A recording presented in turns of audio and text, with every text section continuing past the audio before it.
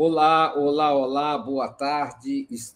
Boa tarde ou boa noite. Estamos começando mais um Forças do Brasil aqui pela TV 247, neste sábado, dia 4 de maio de 2024.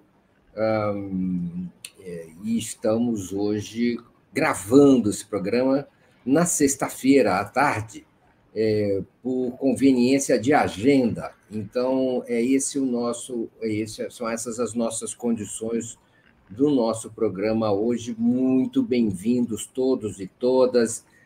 Muito prazer por nos prestigiar, muita honra neste momento.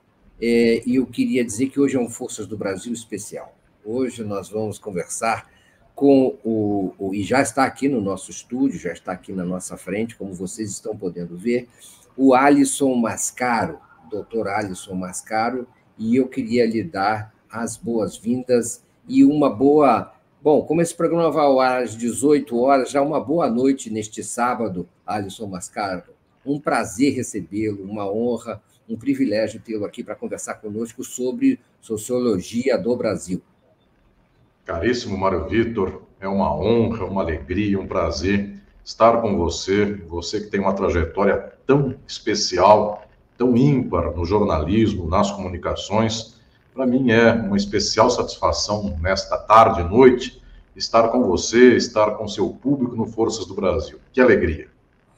Legal, ótimo. Vamos lá. A gente tem muito o que conversar e temos pouco tempo para conversar, cobrir tantos temas. O Alisson Mascaro, ele é professor de Direito, é jurista, é um filósofo do direito e advogado, professor da Faculdade de Direito, a sacrossanta Faculdade de Direito do Sacrossanto Largo de São Francisco, é doutor e livre docente em Filosofia e Teoria Geral do Direito pela Universidade de São Paulo.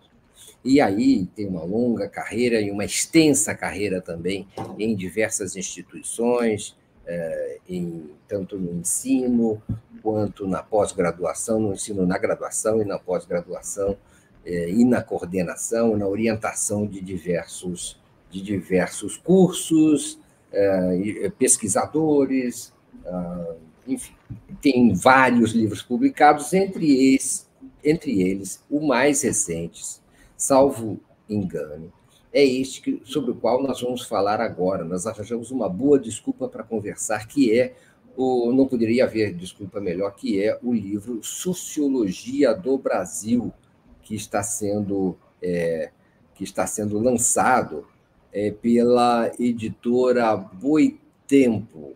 É esse o livro que está sendo lançado, e nós estamos compartilhando aqui a capa dele aí para vocês poderem também perceber. Sociologia do Brasil, aqui está no site da editora Boitempo, custa R$ 51,30, não é? Dá para priorizar esse livro entre as suas prioridades, as suas compras aí. É o Sociologia do Brasil, que está sendo lançado pela Boitempo. Então, é esse aí. Quem quiser pode encomendar em outras livrarias, em outros sites, não é? E isso pode ser encomendado, claro, também nesses outros locais. Eu ia fazer uma leitura do texto de introdução, Alisson, mas eu resolvi não falar nada que tivesse a palavra juspositivismo. Essa palavra juspositivismo, a gente vai falar sobre ela ao vivo aqui. Então, e a gente vai tentar explicar do que se trata ela. Se você está nos assistindo, por favor, dê o seu like, curta aí a transmissão do YouTube, aperte o joinha, vamos entorpecer o algoritmo para que ele nos projete mais ainda em termos de alcance e engajamento. Se você quiser, você pode tornar-se membro solidário da TV 247, você pode também se tornar assinarem Brasil247.com/apoio, pode doar pela chave Pix, @brasil247.com.br. Está tudo aqui no rodapé, ó. Você pode mandar super stickers, super chats, pode mandar... infelizmente, não pode mandar hoje comentários para serem lidos ao vivo, mas a área de chat está aberta para vocês trocarem impressões e comentários a respeito do conteúdo da conversa de hoje. Alisson Mascaro, por favor, por que Sociologia do Brasil? Por que é importante falar sobre Sociologia do Brasil? Do que se trata esse livro? Qual é o plano desse livro? Por favor. Meu caríssimo Mário Vitor, que alegria mais uma vez aqui poder falar a você e falar do livro que está saindo, ele está recém saindo da gráfica e no dia 11 agora de maio, sábado à tarde, haverá o lançamento oficial do livro na livraria Tapera Taperá, na Avenida São Luís, no centro de São Paulo, próximo à Praça da República. Então, quem acompanhar esta entrevista aqui agora, neste sábado, ou por esta semana, antes do dia 11, está convidado e convidada para acompanhar esta sessão de autógrafos, uma conferência minha também, na livraria Tapera Taperá, na Galeria Metrópole, no centro de São Paulo. E já anunciando que no dia 17, no dia 18, daqui 2 semanas, eu farei o primeiro lançamento fora de São Paulo, no Recife. Portanto, o nosso pessoal de Pernambuco, do Nordeste, também já convidado, depois começa aí uma jornada nacional de lançamentos. Pois bem, eu diria que a reflexão sobre a sociologia do Brasil me vem por 2 razões. A primeira delas é que, em todo o desenvolvimento das minhas ideias, das minhas reflexões, sempre o plano da sociedade foi uma ocupação muito imediata das minhas leituras teóricas, das minhas postulações para compreender a sociedade. Então, é um desdobramento esse livro de outras obras com as quais eu também lidava e tratava da questão da sociedade. Eu tomo a liberdade de lembrar de Sociologia do Direito, que é um livro meu, da editora Gen Atlas, que se ocupa de pensar o direito na sociedade. Mas um outro dado fundamental que também me anima para chegarmos a esse momento com Sociologia do Brasil é o fato de que é fundamental e incontornável pensarmos o Brasil. E quando eu digo deste pensamento social a respeito do Brasil, isto se deve ao fato de que boa parte das nossas teorias, boa parte das nossas leituras, não se ocupa diretamente do Brasil. Infelizmente, o nosso país, bem como muitos outros países do mundo, do continente americano, de outras regiões do mundo, ainda tem uma leitura de mundo muito enviesada por aquilo que foi considerado um dia a teoria das metrópoles. Então, o que fazia sucesso na Europa, o que fazia sucesso na França, na Alemanha, na Inglaterra, hoje também nos Estados Unidos, acabou sendo um padrão importado por outras regiões do mundo, de tal modo que, infelizmente, quantas e quantos, numa sociedade como a brasileira, conhecem mais de pensadores estrangeiros do que propriamente sobre os pensadores do Brasil. Isto é uma lacuna, isto é uma tragédia de uma história colonial de nosso país e da nossa intelectualidade. Então, um aspecto, um horizonte que me moveu a escrever Sociologia do Brasil é, de fato, de ocupar um espaço incontornável a respeito daquilo que é o pensamento sobre nossa realidade. Só que também eu me ocupo de escapar, de nos libertarmos de um outro problema, de um outro vício, que ele é muito recorrente em quem tenta pensar o Brasil a partir dos seus próprios marcos, que seria o vício de uma espécie de incorporação das leituras exóticas que o próprio estrangeiro tem em relação a nós e que nós passamos a olhar com mirada própria nossa a partir também desse olhar estrangeiro.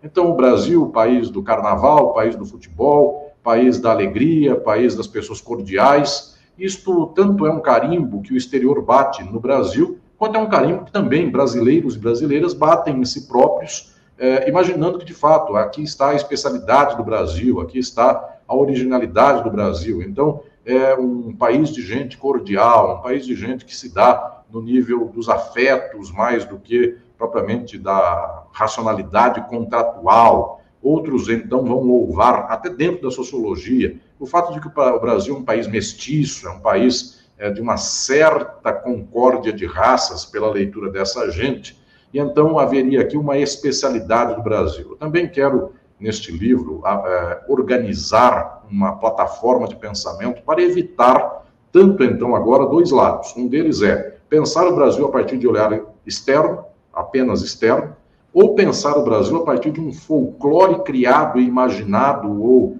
reelaborado dentro do próprio Brasil, mas a respeito de, eu diria, quadrantes ou estruturas gerais que fariam do nosso país uma sociedade pitoresca. Então, seria a sociedade das pessoas cordiais, seria a sociedade de bronze, como alguns sociólogos também disseram, com a mistura de raças e, portanto, tendente a uma certa concórdia, para evitar essa coisa de que o Brasil é o país do tico-tico no fubá, da jabuticaba, da Chiquinha Gonzaga e coisas mais. É preciso pensar cientificamente qual é esta sociedade brasileira.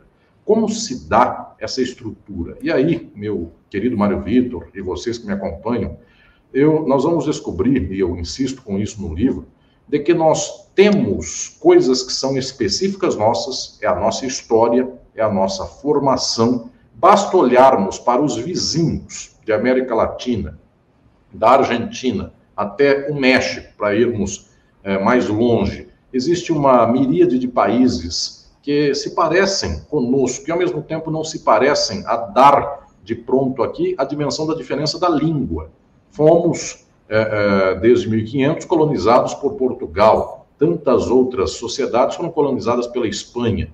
Quem olha de muito longe, quem olha a partir de uma mirada, eu diria, inglesa, francesa, alemã, poderia dizer tudo mais ou menos a mesma coisa. Povos da América Latina colonizados por dois países da Península Ibérica. Mas para nós já temos aqui uma diferença em relação a quem não fala a nossa língua, embora, por outros ângulos, nós temos uma plena igualdade com estes outros países de pobreza e, ao mesmo tempo, riqueza, exploração de classe, uma série de dimensões que são entraves à nossa história, mas também potenciais da nossa história. Então, o que eu insisto com este livro, que agora está sendo lançado, é que o Brasil tem coisas que são próprias do nosso próprio país, mas também tem coisas que são muito próprias de todas as sociedades periféricas do mundo, colonizadas originalmente por metrópoles europeias, mas pior que isto, ou melhor que isso também, isto aqui é só uma inferência, nós também temos contradições que, num certo nível, são iguaizinhas às contradições dos Estados Unidos, da Europa, porque também aqui no Brasil, a nossa sociedade é uma sociedade capitalista, de um modo diferente, eventualmente, daquele dos Estados Unidos, que é uma nação imperialista. Somos uma nação submetida ao imperialismo, e isso já faz toda a diferença. Mas lá existem classes sociais, aqui existem classes sociais. Por lá existem arranjos de exploração e dominação, por aqui também existem arranjos de exploração e dominação. Então, pensar o Brasil é tanto pensar aquilo que é específico nosso, que eu uso com uma linguagem do marxismo, inclusive, chamando a isso de formação social. O Brasil é uma formação social única, singular, não é igual à Argentina, que é o segundo maior país do Cone Sul, em termos de tamanho, eventualmente também de população ou economia. Nem igual somos à Argentina. Falamos português, lá se fala espanhol, mas, ao mesmo tempo, somos iguais à Argentina e somos iguais à França, somos iguais à Inglaterra, aos Estados Unidos, ao Japão, porque nossas sociedades são capitalistas. Então, pensar o que é nosso só nosso e o que é nosso geral nos dá, inclusive, a possibilidade de, a partir desse entendimento, se assim o fizermos bem, entendermos que a nossa transformação passa um pedaço por nós mesmos e outro pedaço por uma estrutura geral de transformação das sociedades do mundo, porque, efetivamente, um problema do pedaço do Brasil é o Brasil, e um outro grande pedaço do nosso problema social é o mundo. Muito bem. Para você que está nos acompanhando, esse livro, por que esse livro é importante? Ele é importante porque, se você quiser ter acesso a uma organização da interpretação sobre as diversas teorias sobre o Brasil, feitas pelos clássicos e depois desenvolvidas por diversos estudiosos, ao longo dos diversos eventos históricos, do século XIX, fim do século XIX e século XX, e século XXI, você terá organizada uma leitura sobre esses eventos a partir desse livro. Na verdade, ele pode ser uma boa introdução para o conhecimento de uma sociologia do Brasil. Então, ele é relevante nesse sentido também, não só para trazer os teóricos do Brasil, para também trazer as diversas interpretações do Brasil que são oferecidas pelos grandes clássicos, não é? Das diversas linhas de pensamento. Para falar em linhas de pensamento, você destaca 3 linhas de pensamento. Então, eu queria que você... E essas 3 linhas de pensamento organizam o livro. Elas são, vamos dizer assim, a linha condutora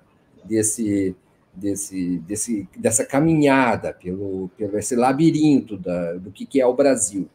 Então, gente, é uma oportunidade conhecer o Brasil através dessa condução realizada pelo Alisson Mascaro. Quais são essas 3 linhas, professor?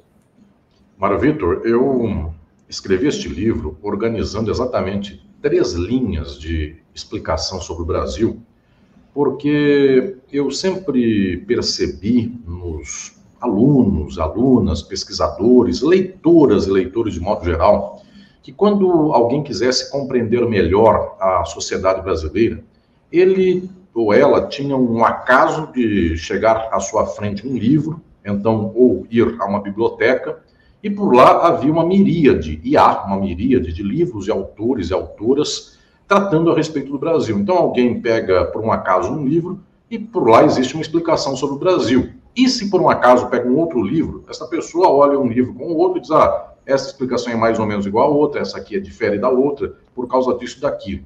E estas explicações gerais sobre o Brasil, os chamados intérpretes do Brasil, assim, a nossa tradição intelectual consagra a expressão sobre quem pensa o Brasil, intérpretes do Brasil, essas leituras, elas são muito variadas. Existem dezenas de teóricos e teóricas de grande expressividade para pensar o Brasil, e, eventualmente, se nós quisermos estender a quantidade de teses, pesquisas e gente que se ocupa do tema, isto vai para centenas, quem sabe milhares de obras tratando a esse respeito. E isto quase que soterra você que me acompanha, leitor ou leitora, para a perspectiva de tentar compreender a realidade brasileira, porque é muita gente, eventualmente alguém pensa mais ou menos igual a outra pessoa, mas discorda naquele ponto específico, e aí as pessoas se indagam, mas que é esta igualdade, que é essa diferença, que são estes caminhos? Pois bem, eu escrevi e escrevo já há muitos anos uma postulação que desenvolvi 20 anos atrás, de que o pensamento geral sobre a sociedade contemporânea, desde o século XIX até o século XXI, portanto, esses 200 e poucos anos de sociedade contemporânea, no Brasil e no mundo, todas as formações, todas as modulações, todos os modos de pensar, a sociologia, a filosofia, as teorias das ciências humanas, de modo geral, sempre são um de 3 caminhos. Esta minha postulação hoje é muito utilizada, muita gente repercute essa minha leitura, que é uma proposta que eu faço de organização sistemática sobre os pensamentos da atualidade, desde o século XIX até hoje. Eu proponho que o pensamento contemporâneo sempre é um de 3 caminhos. Então, a pessoa que está aqui me acompanhando, você que me acompanha, você que leu um livro, você que ouviu alguém pensar sobre alguma questão da sociedade no Brasil e no mundo, via de regra, este pensamento ele se encaixa em um de 3 horizontes. Estes horizontes, é claro, dentro deles, existem autoras e autores que variam algumas questões entre si. Quando eu vou falar, daqui a pouco falarei que um desses horizontes é o liberal. É muito raro encontrar 2 liberais iguais, porque um dá mais ênfase para uma questão, o outro dá mais ênfase para outra questão, como também é muito raro encontrar 2 marxistas iguais, porque alguém ressalta mais um ponto, alguém ressalta mais outro.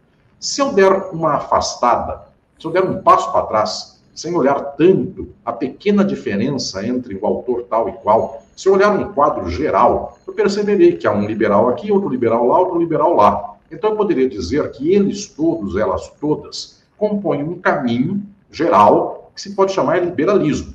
Eles são, esses liberais, diferentes dos marxistas, que embora tenham diferenças entre si, a lembrar, porque até para quem não conhece o marxismo, existem pérolas cultivadas entre os marxistas, que alguns tomam como piada, outros tomam até como motivo de briga e discussão, mas quem já não ouviu falar de divergências interpretativas entre trotskistas e stalinistas? Então, por muito tempo da história, isso foi causa, inclusive, de flagelos, perseguições, brigas, dissensões. Mas se eu tomar um passo para trás, eu olharei para este debate e direi: essa gente parte do pressuposto de que existe um modo de produção que é capitalista, um tem uma estratégia de superação disso, outro tem outra, mas eles estão postulando superações do modo de produção, diferente do liberal. O liberal olha o sistema, o modo de produção, e diz: esse sistema é correto, eu preciso aperfeiçoá-lo, mas não transformá-lo. Então, dando um passo para trás, olhando do alto da montanha, eu proponho, e não olhando cada árvore em específico, eu proponho que haja 3 caminhos do pensamento contemporâneo. O primeiro desses caminhos é o caminho liberal. Para quem é do direito, existe um palavrão, o Mário Vitor falou dele agora há pouco aqui, que é o equivalente a falar liberal, só que no ângulo dos juristas, este palavrão é juspositivismo. Juspositivismo quer dizer quem olha a sociedade tomando por métrica o direito posto pelo Estado, ou seja, o respeito às instituições. É preciso defender a ordem, as instituições, as leis postas. Juspositivismo é jus de direito, positivo quer dizer posto, imposto. Então é preciso defender o direito posto, o Estado, a ordem, os tribunais. Essa é uma leitura liberal. Resumindo para termos não jurídicos, para termos da economia, da ciência política, da sociologia de modo geral, é o horizonte de mundo liberal. A ordem é esta ordem é capitalista, ela é desejável, nós precisamos apenas aperfeiçoá-la, melhorá-la. Então eu diria que o bloco mais comum de leitura de mundo, em qualquer sociedade, desde o século XIX até hoje, é esse bloco liberal. Não é uma exclusividade do Brasil. Nos Estados Unidos, as universidades são majoritariamente liberais. Na Europa também, o pensamento intelectual é assim. Claro, existe uma experiência do liberalismo estadunidense que não é a mesma do liberalismo francês, inglês, italiano, espanhol, português, alemão, etc., que também não é a mesma do liberalismo brasileiro. No entanto, são leituras de mundo que se organizam por defender a sociedade como está. Não quer dizer que se defenda totalmente sem nenhum ponto de correção. Muitos liberais querem fazer uma crítica pontual a estas circunstâncias de agora. Por exemplo, os neoliberais, de que nós tanto escutamos, eles dizem: a sociedade é esta, capitalista tem que ser assim, mas é preciso acelerar as privatizações. Eles têm algo a propor. Este algo, via de regra, é uma postulação que ofende, inclusive, a qualquer pessoa de pensamento crítico, mas é uma postulação de que eles querem reformar a sociedade, que eles querem transformar um certo pedacinho da sociedade para manter o fundamental, para manter o estrutural. Então, no livro de Sociologia do Brasil, que é este aqui, eu quero propor que a leitura mais tradicional, que é feita desde o século XIX, quando nem havia sociologia ainda, mas já havia pessoas interpretando o Brasil, já havia teóricos que, com as ferramentas que tinham na mão, queriam interpretar a realidade nacional. A leitura mais tradicional é esta do liberalismo. Então, os liberais tentam imaginar que a sociedade brasileira ela é capitalista, ela deve se afirmar de modo capitalista e as instituições devem ser respeitadas. Defesa da propriedade privada, não pode haver ocupação de terra, não pode haver greve que abale a estrutura da empresa, deve-se respeitar a segurança dos contratos. Todo esse conjunto de mantras é muito típico dos liberais. E então eu vou explicando no livro para todas aquelas e aqueles que eventualmente vêm em uma biblioteca de explicações sobre o Brasil e ficam impressionados por perguntar: é muita gente, o que essa gente está pensando? Eu digo que um grande caminho dessa gente sempre está no pressuposto de que o Brasil deve aperfeiçoar a sua ordem, as suas instituições. O Estado deve ser reformado para que não haja corruptos dentro do Estado. Observemos nós como coisas do tipo Operação Lava Jato soam como um ouro para o ouvido dessa gente liberal que diz: o Estado não pode ter corruptos, o Estado tem que ser imparcial, o Estado não pode atentar ao interesse das pessoas, a lei está acima de tudo. Quantas coisas mais são discursos que existem agora no século XXI, mas que, se nós remontarmos, eles perpassaram o século XX inteiro. Lembremos nós de Carlos Lacerda, UDN, essa visão de mundo. Eu posso até dizer que Carlos Lacerda não era um sociólogo, não era um grande intérprete do Brasil, e tampouco um deputado da UDN, um líder político da UDN fosse um teórico do Brasil. Mas nós, como também a Lava Jato, não produziu nenhum teórico, enfim, em específico, dado que quase que produziu, era composta a Lava Jato de pessoas analfabetas, como bem sabemos por aí, pessoas que falam conge e coisas parecidas. Pois bem, o Mário Vitor disse alguém um dia aí da Lava Jato, Edith Piaf, que era deve ser uma menina do Paraná, mas ele queria falar da cantora francesa, enfim, mas deve ser uma Edith Piaf, uma piazinha Edith.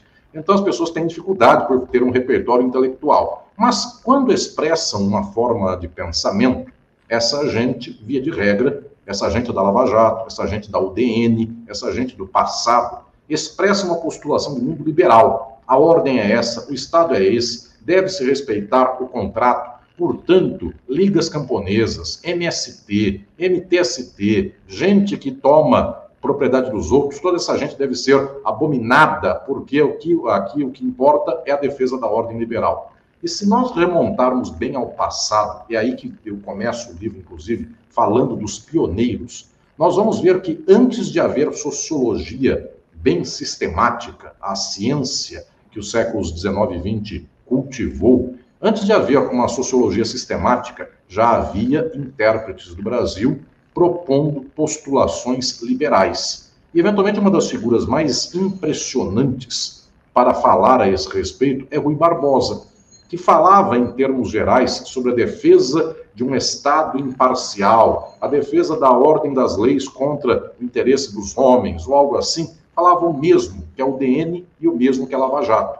Só que para nós, hoje, no século XXI, não nos soa que Rui Barbosa pudesse ser alguém que nós emparelhássemos com Sérgio Moro, inclusive porque Rui Barbosa era um filólogo e um linguista de altíssima monta e capacidade, e jamais falaria conge, Massachusetts e quaisquer coisas desse nível, de Piá e qualquer coisa assim.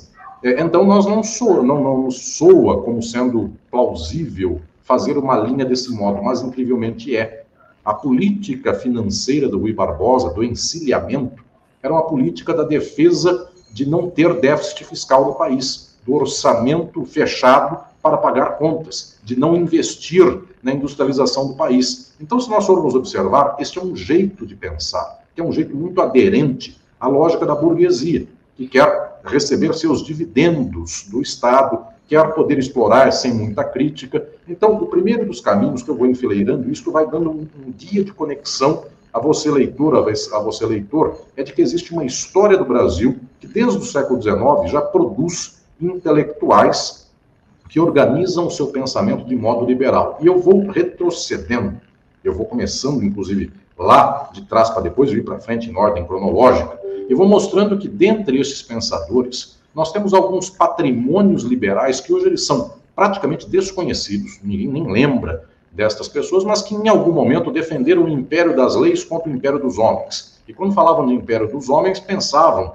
em Dom Pedro I, monarca absolutista, algo assim, e defendiam, portanto, a Constituição.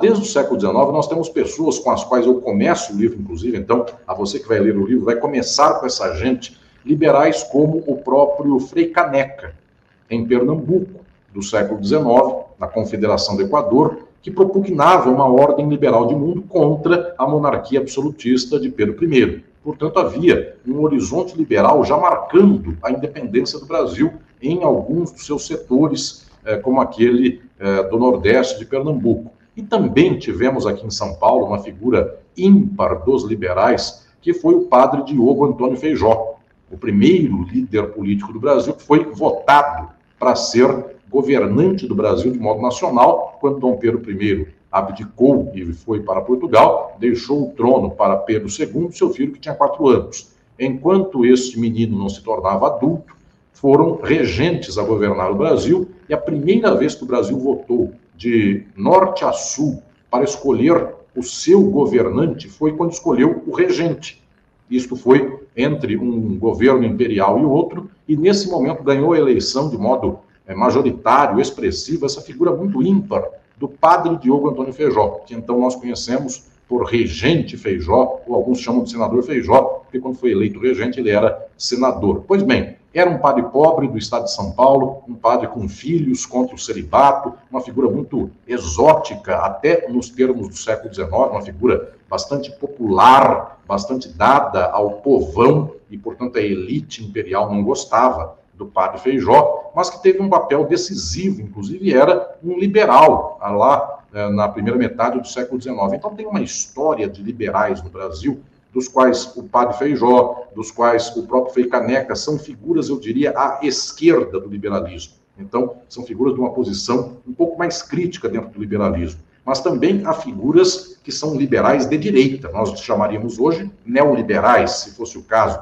Tavares Bastos, o grande explicador do Brasil do tempo da monarquia, era um liberal, bastante dado, inclusive, a imaginar que o Brasil não deveria fazer proteção nenhuma à sua indústria, ao seu comércio e aos seus serviços, porque ele pensava que os Estados Unidos deveriam trazer a civilização mercantil e industrial ao Brasil. Então, o Brasil deveria ter tratados de livre comércio com os Estados Unidos, franqueando todo o espaço nacional aos estadunidenses. Isto já se dava nos meados do século XIX. Então, nós vamos observar que existem liberais um pouco mais à esquerda, padre Feijó e o próprio Frei Caneca, liberais mais à direita, como, por exemplo, Tavares Bastos, outros liberais também com posições bem à esquerda, como Luiz Gama, o grande intelectual e jurista negro do Brasil do século XIX, outros liberais à direita, como Rui Barbosa. Há uma miríade que vem chegando até os dias de hoje. Quando nós encontramos os neoliberais, eles não falam novidades. Tudo que eles falam hoje tem uma história que já remonta ao passado. Com um detalhe,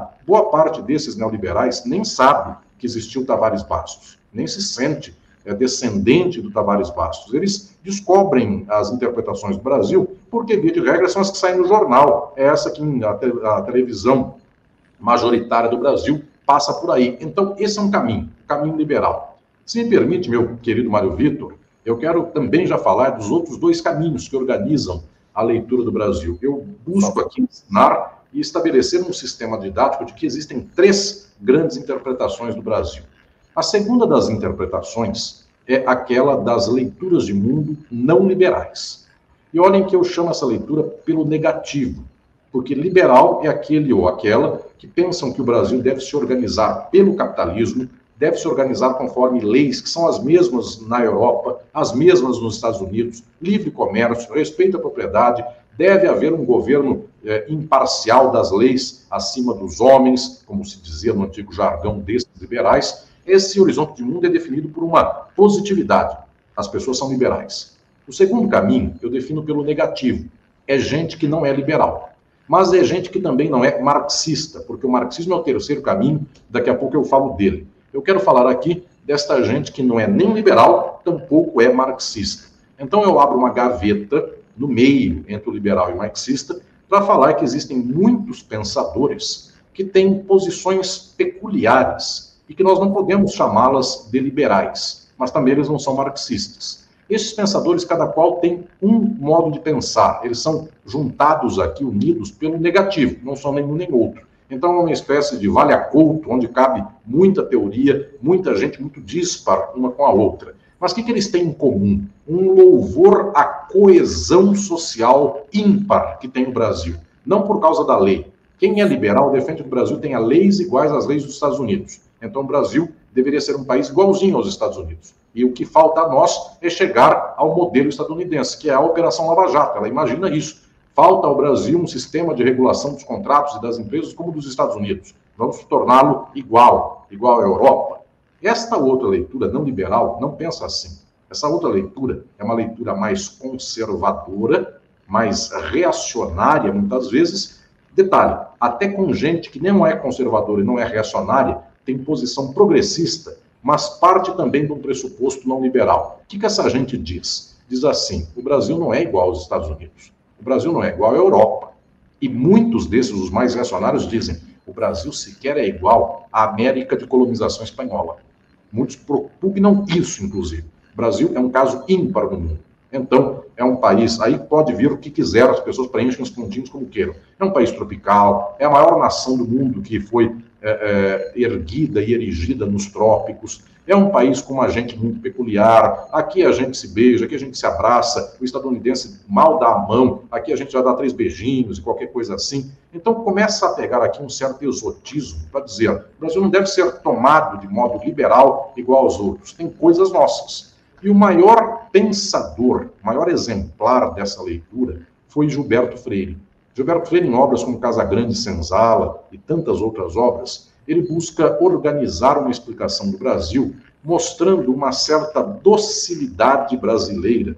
Isto caiu como uma luva na mão da ditadura brasileira, ou da ditadura de Portugal, de Salazar, dizendo que Portugal era um país melhor do que outros, porque quando fez a colonização do Brasil, o português fazia sexo com a indígena brasileira e com a negra escravizada do Brasil. E o colonizador inglês tinha repulsa à escravizada da América do Norte. Então, Gilberto Freire, a partir de questões como tais, ele infere, isto é leitura reacionária, já vou aqui antecipando, ele infere que o Brasil tem uma certa docilidade erótica, que é uma vantagem do Brasil. Aqui as pessoas não têm diferenças raciais na hora do amor, na hora do afeto. E tudo isso constitui um certo exotismo do Brasil, que inclusive quando Salazar, lá em Portugal, lia essas postulações do Gilberto Freire, isso era do agrado extraordinário para o salazarismo, dizendo: está vendo, Portugal não é a pior colonização da Europa, a mais atrasada da Europa, era a melhor, porque nós nos entrosávamos com os colonizados, então a escravidão nossa era dócil.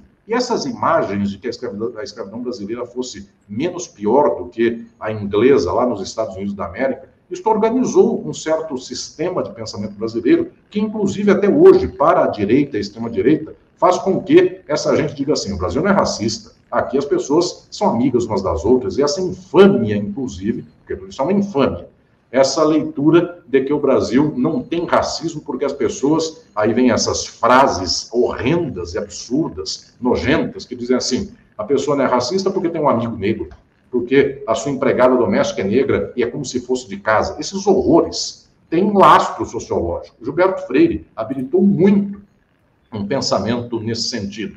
Então eu diria que aqui existem muitos pensadores dessa tradição que não são liberais. Gilberto Freire não está dizendo que o Brasil é igual aos Estados Unidos, está louvando que o Brasil é diferente dos Estados Unidos. Aqui dá-se uma dimensão, se dá uma dimensão de um país que organiza um afeto, uma posição açucarada. O próprio Gilberto Freire, em Casagrande e Senzala, eu falo isso no livro, ele diz: um português falaria assim: dá-me tal coisa. Um brasileiro fala: me dá tal coisa. Este me dá era o patrão no tempo, segundo Gilberto Freire, da colônia, que quando falava com o escravizado, com a escravizada, ele falava de modo suave. Esta era a postulação de Gilberto Freire. E olhem o quanto isso impactou muito da explicação social brasileira. Até hoje, muita gente da extrema-direita diz assim: o Brasil não é racista, aqui todos se dão bem, a pessoa dá risada. E essas tragédias que são muito organizadoras. Mas olhem, porque aqui no livro eu ponho no caminho destes não liberalismos Gilberto Freire, mas ponho também neste caminho Darcy Ribeiro, que politicamente não tem nada que ver com Gilberto Freire. Gilberto Freire, em algum momento da vida, foi udenista, defendeu a ditadura militar de 64, e Darcy Ribeiro, trabalhista, brisolista, janguista, getulista, comeu o pão que o diabo amassou quando veio a ditadura militar. Teve que se exilar do Brasil. Então, ele é uma antípoda, de algum modo, de Gilberto Freire. No entanto, em um livro fundamental, O Povo Brasileiro, Darcy Ribeiro, antes de morrer, inclusive, na década de 1990, ele organiza uma leitura do Brasil que diz: o Brasil é um país que foi lavado a sangue de indígenas e negros. No entanto, este Brasil é um país de uma miscigenação que deveríamos louvar, não de modo reacionário ou conservador, de modo crítico. Darcy Ribeiro tenta fundar uma plataforma transformadora a partir desses mesmos fatos que Gilberto Freire via colocando açúcar, dizendo que eram bonitos. O próprio Darcy Ribeiro vai dizer: é um moinho de moer gentes, mas a nossa gente hoje é uma gente mestiça, é uma gente de bronze, e, portanto, uma gente que poderia ter um vínculo nacional. Ele é um nacionalista, trabalhista, brisolista, varguista. Este vínculo nacional deveria ser um motivo a partir do qual o Brasil fosse uma nova Roma, melhor do que a Roma lá de 2000 anos. Era uma postulação de esquerda, não é marxista, mas é uma postulação que olha que o Brasil tem uma diferença, olha para o fato proposto por ele, de que o Brasil tem uma diferença que outros países não têm. Tem algo que é tipicamente brasileiro. Este é o segundo caminho, não é igual dos liberais. E ao terceiro caminho, este é o maior, este é o melhor deles, é o caminho das leituras sociológicas críticas do marxismo. Nós podemos dizer que Darcy Ribeiro é alguém relativamente próximo a uma leitura crítica de mundo, porque era um pensador de esquerda, isso é muito verdade. E, já de outro modo, Gilberto Freire é um pensador da direita, destacadamente de direita, e se louvava disso, se jactava por ser um pensador de direita. Mas o próprio Darcy Ribeiro não tem as armas científicas do marxismo, porque o marxismo inaugura, só no século XX, no século XIX não havia esta ferramenta do marxismo. O marxismo inaugura no século XX uma interpretação do Brasil que vai nos ensinar algo decisivo. O fundamental do Brasil não é se o senhor de escravizados era açucarado no trato com o escravizado ou não. Era que havia um senhor de escravizados e escravizados, e este era um modo de produção escravista, colonial. Então, a dimensão sobre se beijava ou não o senhor de escravos ou de escravizados, as pessoas escravizadas, é a pergunta menos importante. A mais importante é, havia escravidão, havia um modo de produção. Então, é preciso pensar de modo científico e maiúsculo a realidade a partir do modo de produção. E essa tradição no Brasil começa apenas no século XX, no século XIX, não havia essas ferramentas. Marx é um pensador da segunda metade do século XIX e demorou para que sua leitura sistemática chegasse no Brasil. Havia uma ou outra pessoa que leu Marx, pessoas que leram Marx no final do século XIX ou no começo do século XX, mas o marxismo surge de modo mais pleno no século XX. O primeiro grande sociólogo do Brasil que conseguiu entender um problema do modo de produção no Brasil foi Caio Prado Júnior. Caio Prado Júnior é um pensador incontornável do Brasil, que operava num diapasão muito superior àquele de Gilberto Freire, mesmo aquele de Sérgio Buarque de Holanda, que é liberal e que dizia de que o brasileiro é cordial e precisava ser imparcial e favorável às leis. Caio Prado Júnior vai dizer, o problema do Brasil é que o Brasil é um país organizado sob modo de produção capitalista. O problema é o capitalismo no Brasil. E esta leitura de Caio Prado inaugura todo um debate este no qual eu vou ensinando também no livro, que tem outras figuras referenciais na segunda metade do século XX que avançam de modo ímpar nesta reflexão, nesta ciência. Então eu trago aqui o exemplo de dois importantíssimos sociólogos do Brasil, dois fundamentais pensadores do Brasil. Um deles foi Rui Mauro Marini, que foi perseguido pela ditadura militar, teve que produzir talvez metade da sua obra fora do Brasil, no exterior, principalmente no México, ainda mais no tempo de Allende também, no Chile. Rui Mauro Marini, que é um brasileiro estudado no mundo inteiro, que demonstrou que o Brasil era um país capitalista dependente, e quanto mais o Brasil se industrializava, não era para romper com a dependência, pelo contrário, era para ser um país subimperialista. Então vinha a empresa da Europa, a empresa automobilística da Alemanha, punha uma fábrica no Brasil, não era para o Brasil se tornar um país pleno e independente, era para fazer do Brasil uma plataforma imperialista contra outros países mais submetidos ainda que o Brasil. O Brasil produzia carro aqui para ser explorado aqui e ainda vendia carro para o Paraguai. Então, havia uma cadeia de imperialismo e o Brasil não era o topo da cadeia. O Brasil era um país altamente explorado nesta cadeia. Então, Rui Mauro Marini vai mostrando que, inclusive, as soluções da ditadura, como estas da industrialização, não salvavam o país, porque a industrialização da ditadura era mediante capital estrangeiro. Então, isso aqui não fazia a emancipação do país. Quanto mais gente empregada na indústria, isso não libertava a classe trabalhadora, jungia ainda mais a classe trabalhadora. Rui Mauro Marini é, portanto, um sociólogo fundamental da segunda metade do século XX. E o outro incontornável sociólogo foi Florestan Fernandes. Florestan Fernandes, que tem uma história belíssima, uma história de luta pessoal espetacular, ele é responsável por um dos momentos mais importantes da compreensão social brasileira. Na década de 60, quando ele vai ser cassado pela ditadura militar e tem que ir para o estrangeiro. Florestan Fernandes, naquele tempo do exílio, mas depois também na sua volta, após este momento, ele organiza uma reflexão sobre o Brasil fundamental a respeito da Revolução Burguesa no Brasil, e na década de 70 ele se torna plenamente marxista e plenamente radical. Tanto é que a obra última do velho Florestan Fernandes, ao tempo em que ele foi deputado constituinte na década de 80 e também no começo da década de 90, é uma obra plenamente radical, plenamente revolucionária. Via de regra, estes são os livros de Florestan Fernandes que a sociologia do Brasil não lê, porque a sociologia do Brasil prefere ler os livros mais antigos de Florestan Fernandes, que são mais clássicos, tratam dos índios tupinambás daquele tempo de 1500, então não fazem cócega com o problema de hoje. Florestan Fernandes, no entanto, na década de 70, percebeu algo fundamental, e eu destaco aqui no livro. O Brasil é organizado de modo capitalista, a burguesia do Brasil domina o Brasil de modo extremo, o povo brasileiro é subjugado, só que a burguesia do Brasil, por sua vez, é acoplada à burguesia imperialista dos Estados Unidos, principalmente, mas também da Europa e de outros países. Então, é um país submetido ao imperialismo. Os meios de comunicação de massa do Brasil são meios postos para este domínio e jamais dão uma outra leitura de mundo. O modo pelo qual o povo brasileiro pensa vem mediante igrejas cuja matriz de pensamento é para manter o domínio. Os militares do Brasil não são nacionalistas, são defensores dos Estados Unidos, do imperialismo estadunidense, de tal modo que, se eu pego esse quadro inteiro, Florestan Fernandes fez isso, Florestan percebeu, deu-se aqui o que ele chamou de circuito fechado.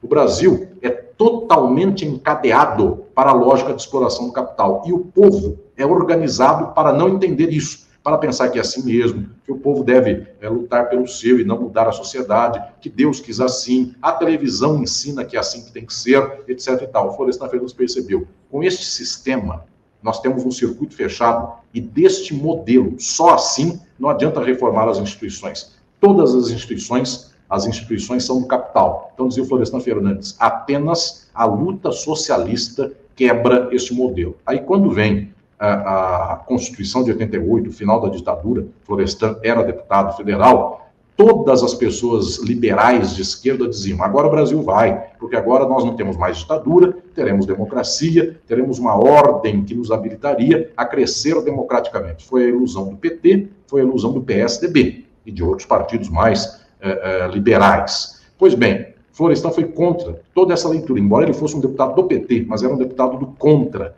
dentro da leitura teórica do PT. Ele dizia, mesmo com Constituição e com democracia, nós mantivemos os militares intactos, eles são antinacionalistas. Nós mantivemos as televisões e os meios de comunicação nas mãos da extrema-direita. Nós mantivemos um poder social nas mãos de igrejas e outros mais, escolas, universidades, que são todas entidades que fomentam a ideologia do capital. A burguesia do Brasil não concede uma vírgula em favor do povo.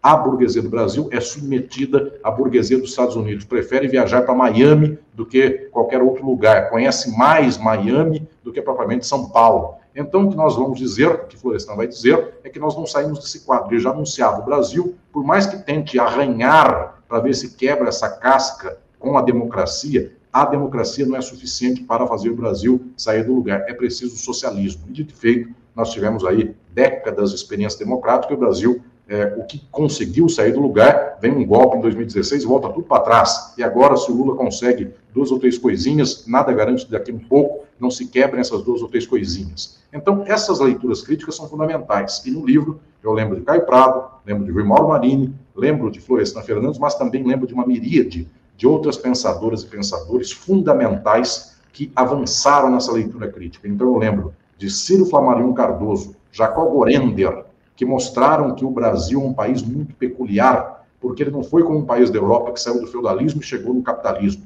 O Brasil não saiu do feudalismo, não teve feudalismo em 1500, 1600. O Brasil saiu de um escravismo colonial, era o modo de produção do Brasil, colônia, e depois chegou no capitalismo. Nossa história é peculiar, não é igual à história de Portugal, a história da França, a história da Inglaterra. Mas também, dado isto, é preciso pensar a natureza das próprias relações raciais do Brasil. E aqui eu trago Beatriz Nascimento, Lélia Gonzalez, esta autora fundamental para pensar a sociologia do Brasil de modo crítico e marxista, e também Clóvis Moura, o grande pensador negro do marxismo do Brasil e que se ocupou de pensar as questões raciais. E vou desenvolvendo essa leitura crítica até chegar a pensadores muito contemporâneos do final do século XX, início do século XXI, como Décio Sais, um grande intérprete do Brasil. Então, eu vou fazendo aqui todo o encaminhamento das leituras críticas, de tal modo que a leitura e o leitor, quando se depararem com um livro, eles vão entender que existem eixos, que existem horizontes. Alguém vai dizer, eu gostaria de pensar de modo marxista, crítico, radical. Quais são os autores e autoras? Quais são os temas que eles trazem, as abordagens que eles trazem? Alguém vai dizer, eu gostaria de aprofundar mais o tema da história da formação do Brasil. Ciro Flammarion Cardoso, Jacob Gorender. Gostaria de aprofundar mais as questões raciais, questões de gênero. Clóvis Moura, Lélia Gonzalez, gostaria de perceber mais por que o Brasil hoje não sai do lugar, mesmo com o governo de esquerda, mesmo com a Constituição Federal, mesmo com o STF, e ele não sai do lugar. Florestan Fernandes, Décio Sais, outros mais. Então eu vou colocando aqui um contexto de autoras e autores para habilitar a nossa leitura, o nosso leitor, a avançar nesses grandes caminhos sobre o Brasil. Muito bem. Nessa parte final, depois desse levantamento exaustivo do conteúdo, da interpretação proposta pelo livro, essa organização do pensamento sobre o Brasil, que o livro se encarrega, eu queria lhe perguntar o seguinte: o livro chega aos acontecimentos do tempo atual.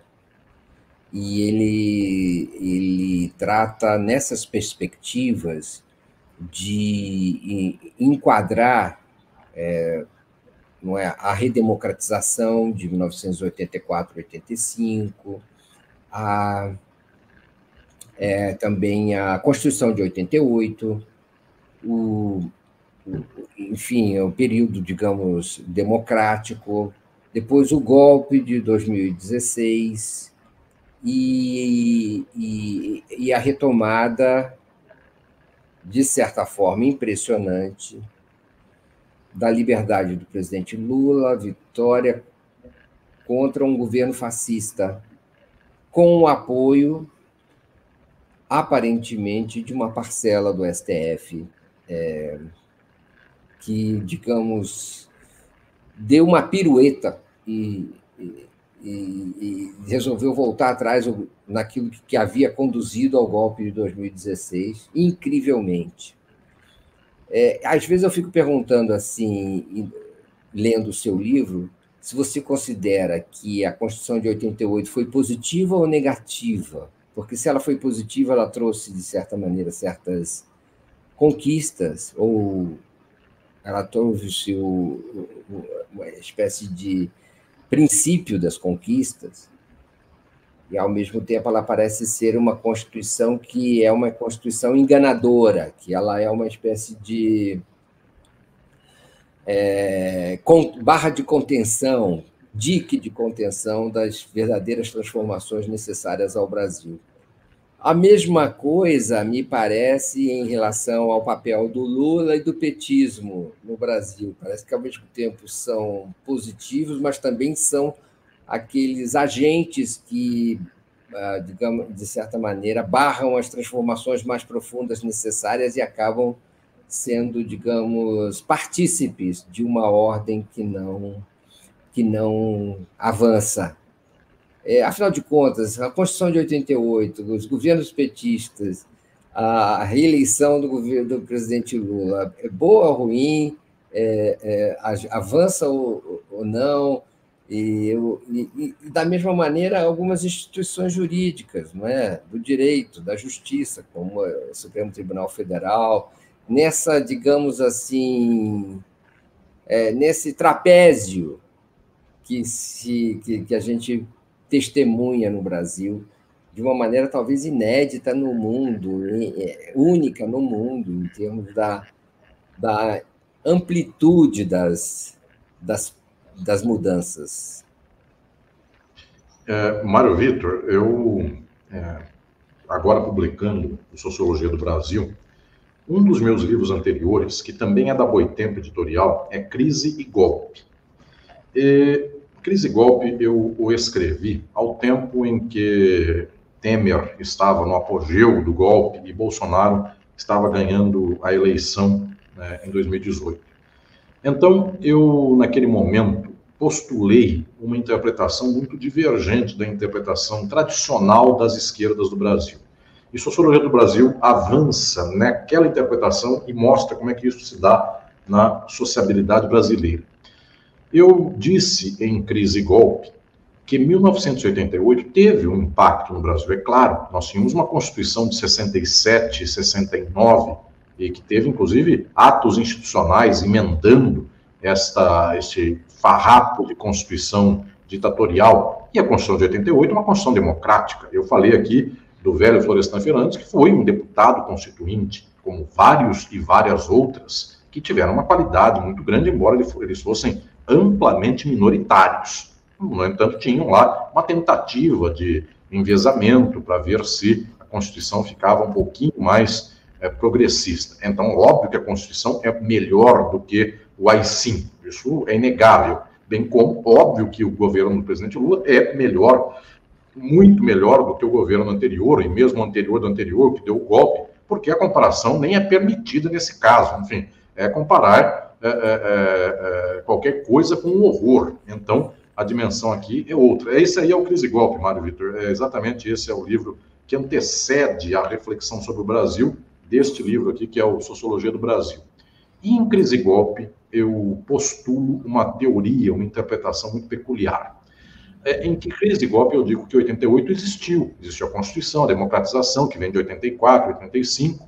No entanto, esses marcos, eles têm menos importância do que 1964. 88 não venceu, nem passou a limpo 64. A minha tese é uma tese muito contundente. Eu tenho junto comigo o velho Florestan Fernandes, pai, inclusive, do nosso Florestan Fernandes Júnior, aqui da TV 247, e tenho comigo o Rui Mauro Marini, tantas outras teóricas e tantos outros teóricos, enfim, lembro de Décio Sais, mas tanta gente mais. Eu proponho de modo muito direto e incisivo que o que marca o Brasil até hoje é 64, porque a estrutura militar do Brasil não foi arranhada em 88.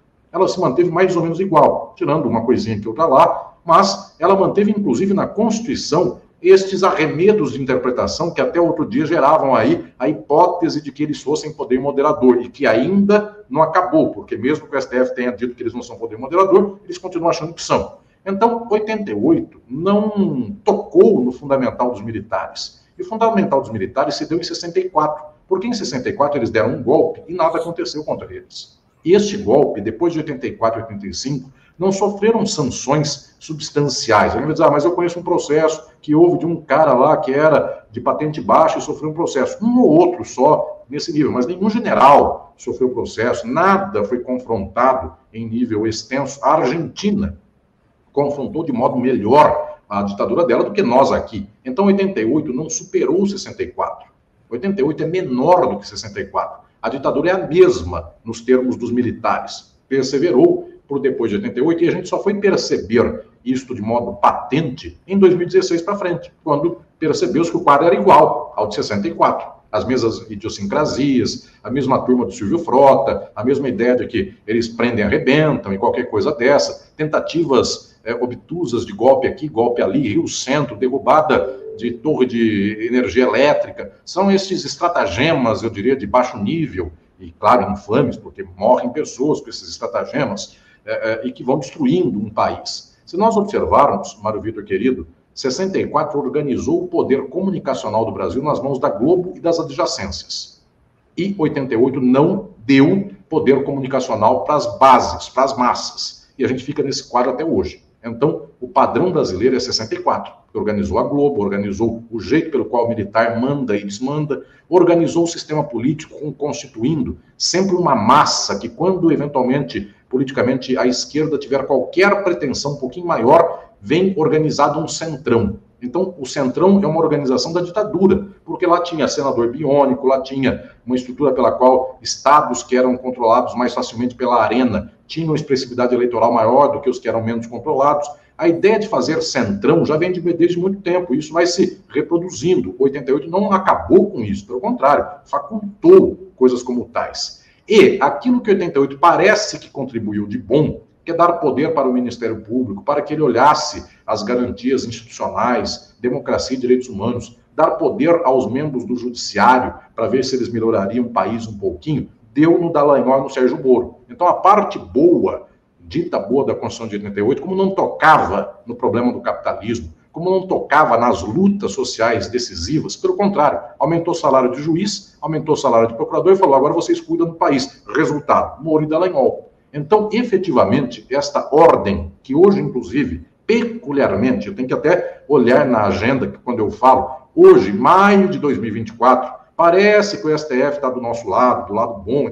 Eu sou obrigado a falar isso porque daqui a pouco vai que muda tudo de novo, e então volta o STF de 2016 ou algo assim.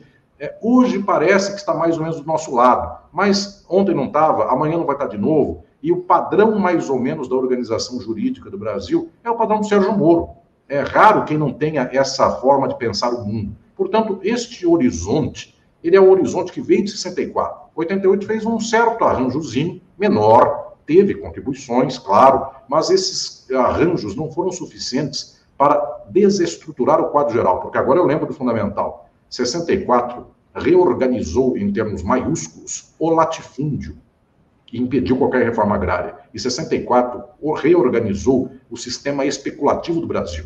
Bancos dominando o Brasil fundamentalmente. Isso 88 também não acabou. E, portanto, os governos de esquerda depois de 88, que não acabam com o latifúndio, não acabam com o poder da especulação financeira e bancária, hoje localizada na Faria Lima, anos atrás na Paulista, e tempos que não é do Mário Vitor nem meu, lá na rua 15 de Novembro, no centro de São Paulo, aquela dimensão desse poder bancário, essa dimensão não foi sequer tocada. E a gente paga o preço disso até hoje. O Banco Central, que faz com os juros o que quer, porque os rentistas, que são 0,01% da população, querem sangrar o Brasil. Observemos nós, nem governos de esquerda conseguem quebrar isso. Não revertem privatizações. Então, efetivamente, o quadro nosso tem em 88 uma espécie de página suave, bonita em alguma coisa, mas que não é suficiente para virar 64. Qual é a tragédia? A tragédia é que 64 marcou o Brasil e do padrão de 64 nós não saímos. Militar, Globo, meios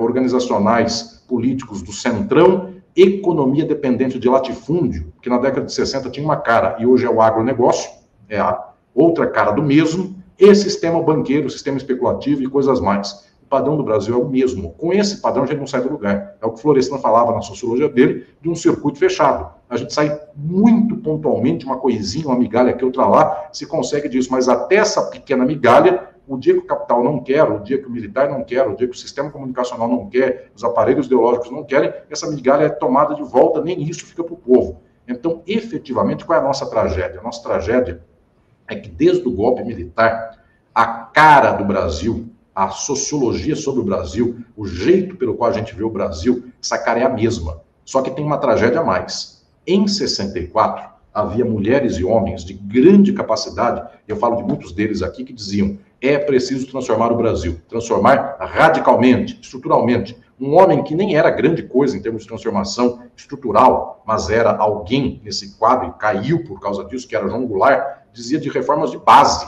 E hoje a gente está pensando em migalha do cotidiano para ver se aumenta 1 ponto do salário mínimo. Enfim, e não pensa como pensava o João Goulart em dobrar o salário mínimo no mês que vem. Quando ele pensou isso, ele caiu 10 dias depois. Então, nós observamos que, inclusive, a nossa pauta ficou minúscula e nós não conseguimos mais lutar contra o capitalismo, exatamente porque nos faltam meios para isso, porque o pensamento social brasileiro passou nas últimas décadas, desde a ditadura, por uma tal avalanche que, quando a ditadura acabou, os que restaram, e as que restaram no nível do pensamento intelectual brasileiro, são liberais, defendem o padrão dos Estados Unidos, acham que progressismo é imitar aqui o Partido Democrata dos Estados Unidos. Então é fazer mais ou menos como faz o Biden. O Biden não é o Trump, o Biden não é uma pessoa, eu diria que cospe no chão, não sei se o Trump faria isso, mas se não faria, tem tudo para fazer, enfim, algo nesse sentido. O que eu estou dizendo é que não é uma pessoa desse nível. Eventualmente, o Biden come com talheres, mas as guerras que vão pelo mundo, as tragédias que vão pelo mundo, as explorações do mundo, são iguais, tanto para o Trump quanto para o Biden. Então, esse padrão de esquerda liberal, esse padrão neoliberal, é o padrão de 50 anos do Brasil. Por isso que eu escrevi esse livro, meu querido Mário Vitor, porque eu quis romper com essa leitura de mundo que diz assim, basta a Constituição, basta as leis, agora o STF nos ajuda, agora temos uma boa consciência social, agora com a internet nós não estamos mais reféns dos meios de comunicação de massa. Os meios de comunicação de massa, eu sei que tem internet, tanto é que eu sei que eu estou aqui falando nesse programa tão especial do querido Mário Vitor, para você que está me acompanhando, e que bom que eu possa falar para a pessoa que eu não sei nem de onde ela está me vendo, me ouvindo do Brasil e do exterior, que coisa linda. Só que eu sei também que o algoritmo do celularzinho alcança 200 milhões de brasileiros, e a nossa tentativa aqui é muito nobre, muito valiosa, ela alcança milhares de pessoas, poucos milhões de pessoas, ou seja, o capital domina tudo, na prática, tirando algumas rebarbas. Então, efetivamente, eu não posso mais contar com uma leitura social sobre o Brasil, dessa liberal, neoliberal, que diz assim, basta termos o respeito às normas, às instituições, basta darmos poder para os procuradores e juízes, que agora o Brasil vai para frente. Deu na Lava Jato.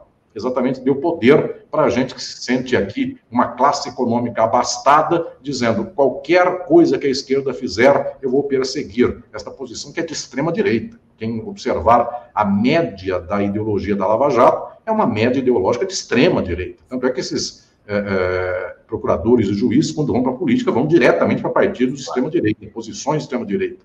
Não posso contar com isso. É preciso, mais uma vez, investir a nossa gente de uma ciência crítica e radical para observarmos que a nossa transformação social deve ser estrutural. Enquanto nós não pautarmos fim dos latifúndios, reforma agrária, fim do domínio do sistema financeiro, a retomada de empresas privatizadas, nacionalizações, e enquanto não cultivarmos mobilização ideológica das massas, a gente vai estar sempre nessa história do voo de galinha. Melhora um pouco aqui, vem um golpezinho amanhã, depois tenta melhorar um pouquinho lá, e vem um outro golpe de novo. E nessa história a gente vai vivendo neste voo baixinho e nesta queda também constante. No entanto, eu penso que a possibilidade de refletir cientificamente, teoricamente, sociologicamente, de modo avançado, é entendermos exatamente qual é o problema. Eu sei que ao entendermos exatamente o problema, nós vamos perceber que a transformação social exige de nós uma cirurgia complexa na sociedade. Mas enquanto não fizermos isto, nós somos reféns de uma sociedade que há 100 anos, 150 anos, é refém do capitalismo e por 400 foi refém do escravismo. Então, é com muita esperança que eu escrevo esse livro, meu querido Mário Vitor, e entrego para você, leitor e leitor, porque saber é o passo fundamental para transformar. Isso, toda a sua fala, essa última fala, nós já chegamos ao final e vamos encerrar o programa agora, mas ela demanda uma discussão mais pormenorizada, caso a caso, em detalhes, e como se pode interpretar diversos episódios. Então, eu queria dizer o seguinte, e também como se pode arguir, propor uma transformação radical, crítica, nos tempos atuais. Então, eu queria lhe convidar para voltar aqui ao Forças do Brasil, um futuro muito próximo, para que nós exploremos essas possibilidades a partir do Sociologia do Brasil, de Alisson Mascaro. Alisson, muito boa noite, muito obrigado por ter vindo ao nosso programa, e foi uma honra, foi fantástico, alegria imensa, e vamos nos reencontrar para continuar essa conversa logo, tá bom? Obrigado, querido Mário Vitor. Honra, alegria, satisfação toda minha. Quero poder, de novo, aproveitar aqui a ocasião, convidar você que está me vendo, me acompanhando, lançamento em São Paulo, 11 de maio agora de 2024, às 3 da tarde, Livraria Tapera, Galeria Metrópole, perto do Metrô República, aqui no centro de São Paulo. Depois, no Recife, dias 17 e 18 de maio, e depois uma caravana nacional. Quem, por um acaso, estiver vendo essa entrevista depois disso, Mário Vitor, é só mandar mensagem para o Mário Vitor e para a TV 247, onde eu encontro o professor Aires para pedir autógrafo. No meio da rua, a gente senta na sarjeta e eu faço um autógrafo para você depois do dia 11. Mas quem puder, 11, na Taperá, será uma alegria vê-las e vê-los. E Mário Vitor, querido, obrigado por esse espaço tão privilegiado, que é pensar aqui o Brasil nesse seu programa de entrevistas, que é o Forças do Brasil. Obrigado, boa noite, acabou, tchau, tchau.